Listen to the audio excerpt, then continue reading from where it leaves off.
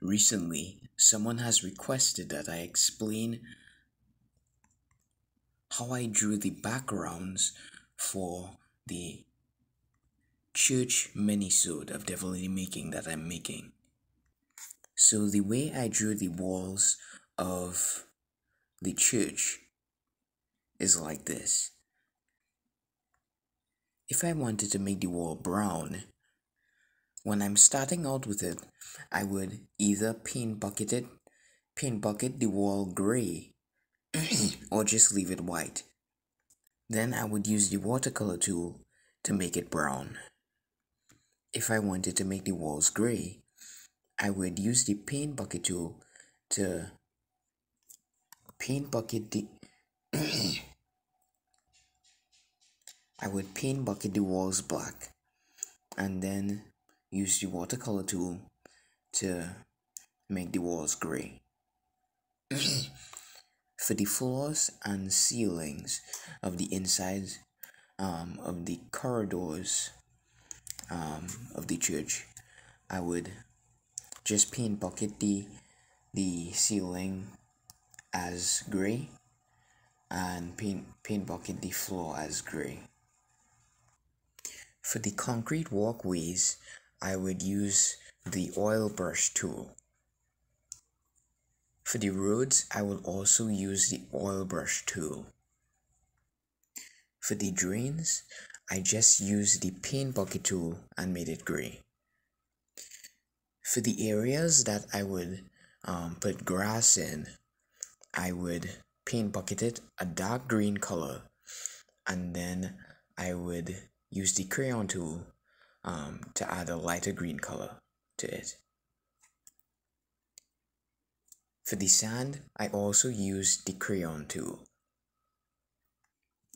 For the trees, I used the oil brush tool. For the walkway in between the trees, I just used the paint bucket tool, but I also, to do the shapes of the stones in the walkway, I used the pencil tool to shape them out. For the leaves of the trees, I used the crayon tool. For the rain, I used the watercolor tool. And for a lot of the shadowy areas of some of the backgrounds, I also use the watercolor tool. And there are a lot of aspects of the various backgrounds that I've did where I use the pencil tool a lot of times. The pencil tool is often used to do the outlines of various objects and parts for the backgrounds. All of this was done in Paint 3D. I hope this helps.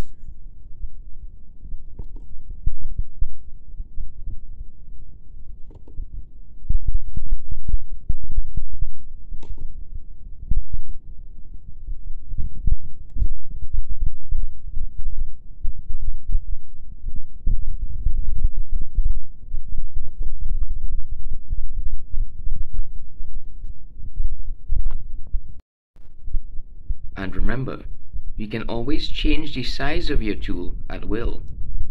You can make it bigger, or you can make it smaller if you wanted.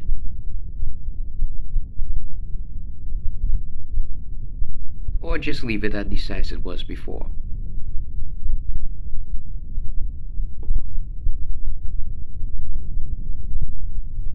You can do this for every tool.